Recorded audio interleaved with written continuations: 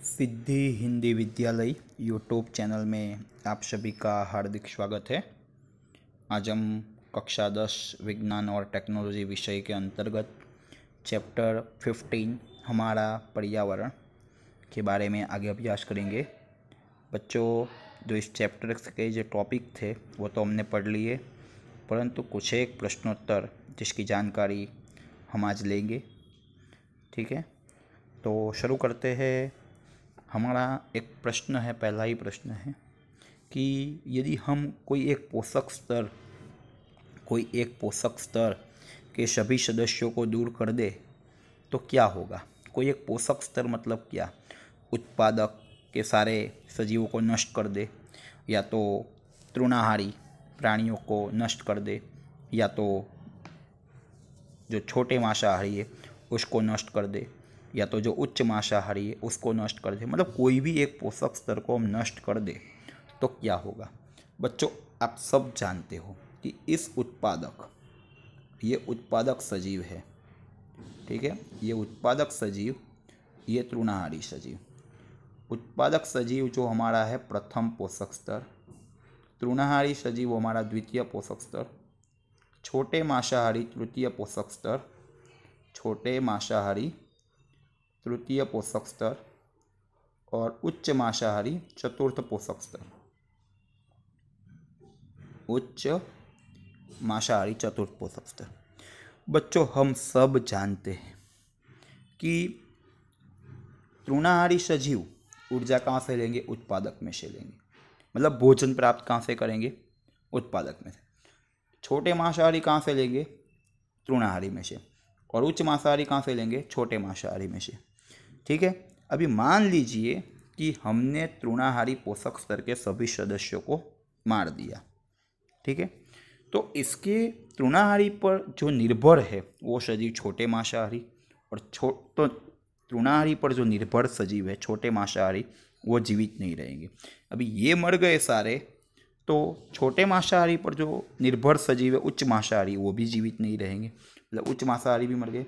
मतलब क्या होगा कि यदि हम एक पोषक स्तर के सभी सदस्यों को दूर कर देंगे तो उनके बाद का जो पोषक स्तर है, जैसे कि द्वितीय पोषक स्तर के सभी सदस्यों को हमने दूर कर दिया, तो तृतीय पोषक स्तर के सभी सदस्यों को भोजन प्राप्त करने में समस्या होगी। और तृतीय पोषक स्तर को तकलीफ होती है तो चतुर्थ पोषक स्तर के सभी सदस्यों को भी भोजन प्राप्त करने में तकलीफ होगी। परिणाम क्या होगा? आहार श्रृंखला में विक्षेप आएगा, और इसके कारण सभी सजीव नष्ट होंगे, क्योंकि यही मरते हैं तो उसका विघटक रूपांतरण करते हैं, और वही विघटक में से जो अकार्बनिक द्रव्य वापस उत्पादक सजीव प्राप्त करते हैं।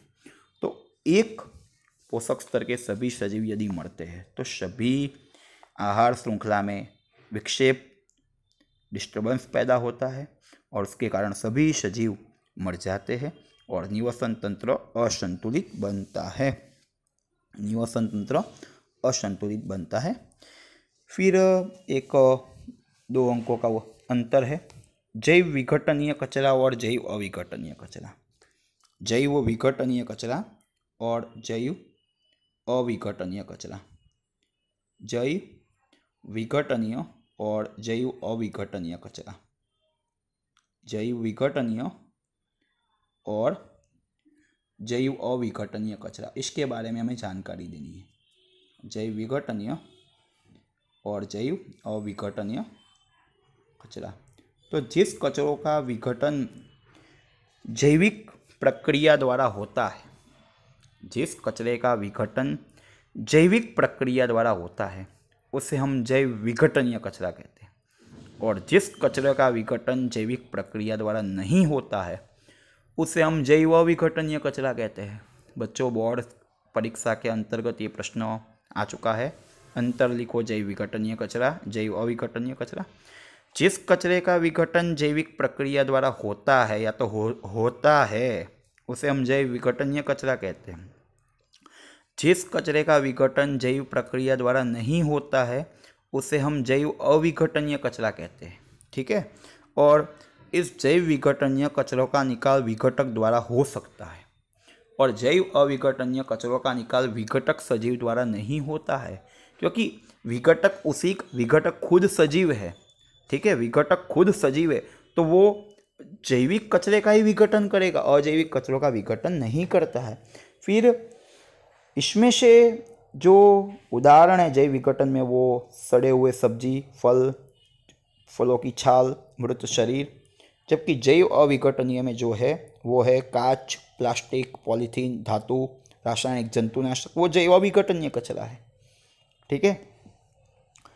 अभी दूसरी बात है कि ओजोन स्तर की जो समस्या हमने पढ़ी थी कि वर्तमान में हमारी ही प्रवृत्तियों के कारण दिन प्रतिदिन ओजोन स्तर टूटता जाता है और उसके कारण ग्लोबल वार्मिंग, क्लाइमेट चेंज, ये सब परिस्थितियों का सर्जन हुआ है।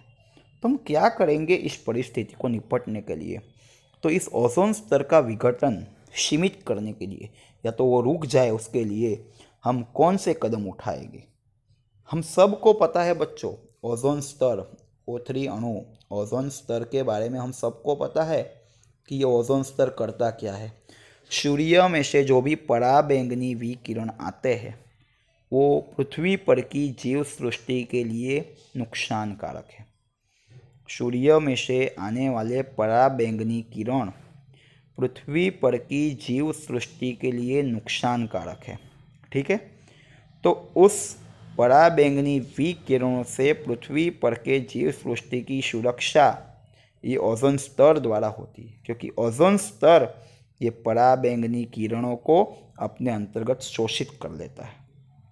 अभी मान लीजिए ओजोन स्तर नहीं रहता है या उसका विघटन हुआ है, तो क्या होगा? सूर्य में से जो भी पराबैंगनी किरण होंगे वो पृथ्वी पर पहुंचेंगे, और पृथ्वी पर पहुंचेंगे फिर हमें नुकसान करेंगे, त्वचा का कैंसर, आँख में मोतिया जैसे समस्याओं को सर्जित करेंगे। अभी इस विघटन को सीमित करने के लिए, ये विघटन जिसके कारण होता है ना, उसको हमें कम करना है। ये विघटन करने के लिए जिम्मेवार है CFC, क्लोरोफ्लोरोकार्बन। इस विघटन को लिए जिम्मेवार घटक या तो रसायन कौन सा है? Chlorofluorocarbon, CFC, chlorofluorocarbons. 1987 संयुक्त राष्ट्र पर्यावरण कार्यक्रम, बराबर, संयुक्त राष्ट्र पर्यावरण कार्यक्रम, UNEP, United Nations environment programme के द्वारा सर्वानुमतों के आधार पर निश्चित किया गया कि CFC का उत्पादन 1986 के स्तर पर ही सीमित किया जाए, और उसके द्वारा ओजोन स्तर का सुरक्षण होगा, और ओजोन स्तर सूर्य में से आने वाली पराबैंगनी विकिरणों को शोषित करेगा और पृथ्वी पर की जीव सृष्टि उस पराबैंगनी विकिरणों की असर से बच सकेगी। तो यूनेप द्वारा, मतलब यूनाइटेड नेशंस एनवायरनमेंट प्रोग्राम के द्वारा निश्चित किया गया कि CFC का उत्पादन जो है 1986 के स्तर पर सीमित किया जाए। हमारे द्वारा बच्चों उत्पादित जैव अविघटनीय कचरा होता है, हमारे द्वारा जैव अविघटनीय कचरा होता है, उससे कौन कौन सी समस्याएं सर्जित होती है? जैव अविघटनीय कचरा, ठीक है, उसे कहीं ना कहीं थोड़ा बहुत उत्पन्न हम भी करते हैं ना। तो जैव अविघटनीय कचरा, उसके कारण या तो उसके उत्पादन से कौन कौन सी समस्याएं सर्जित होती है? तो नंबर 1, जैव विशालन की समस्या, क्योंकि यह जो जैव अविघटनीय कचरा है वो हर एक पोषक स्तर में बढ़ता जाएगा, पर्यावरण में एकत्र होगा, प्रदूषण भी सर्जित करेगा। कोई भी 3 या 4 याद रखनी है। जैव विशालन की समस्याएं सर्जित होती है, पर्यावरण में एकत्र होगा और प्रदूषण की समस्या सर्जित होगी। जब इस कचरों को हम भूमि में दबा देते हैं तो भूमि में प्रदूषण होगा और भूमि में वनस्पति की वृद्धि रुक जाएगी। यह पर्यावरण में लंबे समय तक बना रहता है, इसीलिए निवसन तंत्र के विविध घटकों को नुकसान करता है, क्योंकि जैव अविघटनीय है, उसका विघटन जैविक प्रक्रिया से नहीं होता है। फिर आहार श्रृंखला में असंतुलन पैदा करेगा और निवसन तंत्र में भी बहुत सी समस्याएं सर्जित करेगा, मतलब प्रदूषण, जैव विशालन। तीसरा है जमीन में भी गाड़ नहीं सकते, नहीं तो जमीन में प्रदूषण करेगा और भूमि वनस्पति की वृद्धि में रुकावट पैदा करेगा। आहार श्रृंखला में विक्षेप, निवसन तंत्र में विक्षेप, पर्यावरण में भी लंबे समय तक बना रहता है, इसीलिए निवसन तंत्र के विविध घटकों को नुकसान करता है। तो जैव अविघटनीय कचरा हमें हमें नुकसान किस तरह पहुंचाता है वो देखना है। एक व्यक्ति कितना कचरा उत्पन्न करता है, ठीक है। एक व्यक्ति प्रतिदिन 1.1 किलो से 3.7 किलो कचरा प्रतिदिन उत्पन्न करता है। औसत 1.1 किलो से 3.7, फिर कोई ज़्यादा भी करेगा कोई कम भी करेगा। उसमें से अधिकतर कचरा जैव विघटनीय कचरा होता है, मतलब घबराने की ज़रूरत नहीं है। उसमें से अधिकतर कचरा जैव विघटनीय कचरा होता है, बराबर। और बहुत कम कचरा जैव अविघटनीय होता है, बहुत कम कचरा जैव अविघटनीय होता है। प्रतिदिन हर एक व्यक्ति 1.1 किलो से 3.7 किलो के बीच कचरा उत्पन्न करता है। उसमें से ऑलमोस्ट जैव विघटनीय है, बहुत कम कचरा ऐसा है जो जैव अविघटनीय है। अभी हम या तो आप कचरे के निकाल की समस्याओं को कम करने के लिए योगदान दे सकते हैं। कोई भी पद्धति का नाम दीजिए। तो सीधी सी बात है, पहली पद्धति है कि जो जैव विघटनीय कचरा है उसको एकत्र करना और उसको ज़मीन में खड्डा करके गाड़ देना, ताकि वो थोड़े समय बाद खाद बन जाए। विघटनीय कचरा हो उसको घर में एकत्र करो, कहीं भी घर में करो, या तो कचरा पेटी में डालकर। कचरा पेटी वाला भी वही करता होगा, डस्टबिन जो गार्बेज कलेक्शन वाला होता है वो भी जैव विघटनीय कचरा जो होता है उसको एकत्र करके वो गड्ढे में डाल देगा, ताकि खाद बन जाएगा। थोड़े समय के बाद विघटन भी हो जाएगा, प्रदूषण भी नहीं फैलेगा। दूसरी बात है कि जो टीन है, खाली डिब्बे है, पेपर है, ग्लास है, धातु की टूटी फूटी वस्तु है, मतलब ऐसी वस्तु जो गीली नहीं है, उसका हम पुनः चक्रीयकरण करें ना तो उसका हम दोबारा उपयोग कर सकते हैं। उसका पुनः चक्रीयकरण मतलब जो गीली नहीं है उसका हम पुनः चक्रीयकरण मतलब उसको फॉर्मेट करके हम उसका उपयोग वापस कर सकते हैं। जैसे कागज़ के टुकड़े हैं, उसको रद्दी में डाल देते, फिर रद्दी में डालकर कागज़ के टुकड़ों का पुनः रिसाइकलिंग करते हैं, पुनः चक्रीयकरण करते हैं, उसमें से नया कागज़ बना सकते हैं। तो एक तो जैव विघटनीय कचरा, मतलब उसमें कौन कौन से हैं कि सब्जी, फलों की छाल, सूखे पर्ण, जो गार्डन होता है उसमें कचरा होता है, वो सबको हम एकत्र करेंगे, गड्ढे में डाल देंगे। दूसरी बात कि भाई जो टीन है, पेपर है, ग्लास है, उसे हम एकत्र करेंगे, ठीक है। जिसका पुनः चक्रीयकरण हो सकता है उसका पुनः चक्रीयकरण करेंगे और उसको पुनः उपयोग में लेने का प्रयत्न करेंगे। फिर ऐसी दो पद्धति बताइए कि जिसमें जैव अविघटनीय कचरा पर्यावरण को प्रदूषित करता है। ऐसी दो पद्धति को दर्शाना है जिसमें जैव अविघटनीय कचरा पर्यावरण को प्रदूषित करता है। मैं दो प्रश्न पढ़ाऊंगा।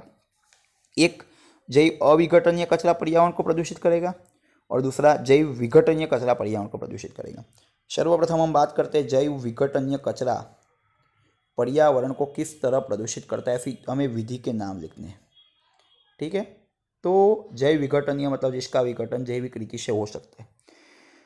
नंबर एक कि भाई जैव विघटनीय कचरा जो होता है उसमें जो जैविक प्रक्रिया द्वारा विघटन होता है और सरल द्रव्य पर्यावरण में मुक्त होते हैं, और यह जो द्रव्य है वो अन्य सजीवों के जीवन को टिकाने में उपयोग करते हैं। मतलब पर्यावरण में इफेक्ट हुआ ना कि जो जैव विघटनीय कचरा उसमें जो सूक्ष्म जीव है, उसमें जो विघटक है, वो कचरों को सरल स्वरूप में पर्यावरण में मुक्त करते हैं, और ये सरल द्रव्य अन्य सजीवों के जीवन को टिकाए रखने में मदद करते हैं, ठीक है। जैसे कि विघटक है जटिल कार्बनिक को सरल अकार्बनिक में बदलेगा, और सरल अकार्बनिक का उपयोग कौन करेगा? वनस्पति। मतलब विघटक ने जो काम किया जैव विघटनीय कचरे का, वो जैव विघटनीय कचरा ही था जो वनस्पति को अपने पोषक द्रव्य प्राप्त करने में मदद की। दूसरा, विघटन जब होता है ना तब कुछ गैस उत्पन्न होती है। ये गैस पर्यावरण को मतलब वातावरण को नुकसान करती है। विघटन जब होता है ना तब कुछ गैसें उत्पन्न होती है और ये गैस वातावरण को प्रदूषित करती है। दूसरा है जैव अविघटनीय कचरा कैसे पर्यावरण को प्रभावित करेगा। तो बच्चों सबको पता है कि जो किसान होता है वो फसल को कीटकों से बचाने के लिए विविध प्रकार की जंतुनाशक दवाई जमीन में डालता है, और जंतुनाशक दवाई जमीन और पानी का प्रदूषण करती है, और फिर वो दवाई अलग अलग पोषक स्तरों में एकत्र होती है और जैव विशालन को प्रेरित करती है। और जैव अविघटनीय पदार्थ निवसन तंत्र के कुछ कार्य है, जैसे कि ऊर्जा, द्रव्य का वहन, उसको अवरोधित करता है। मतलब यहाँ दोनों नुकसानकारक है। विघटन में एक फ़ायदा था, एक नुकसान था। नुकसान कौन सा था? गैसें उत्पन्न करती थी। फ़ायदा कौन सा था कि भाई विघटनीय कचरा है तो उसके कारण दूसरे सजीवों को भी अपना खुराक कुछ मिल सकता है। जबकि अविघटनीय में एक तो जैव विशालन है और दूसरा है निवसन तंत्र में द्रव्य और ऊर्जा के वहन को अवरोधित करता है। धन्यवाद विद्यार्थी मित्रों। यदि यह वीडियो आपको पसंद आया हो तो इस वीडियो को लाइक कीजिएगा, अपने मित्रों को शेयर कीजिएगा और इस सिद्धि हिंदी विद्यालय यूट्यूब चैनल को सब्सक्राइब ज़रूर कीजिए ताकि आने वाले वीडियो का नोटिफिकेशन आपको जल्द से जल्द मिलता रहे।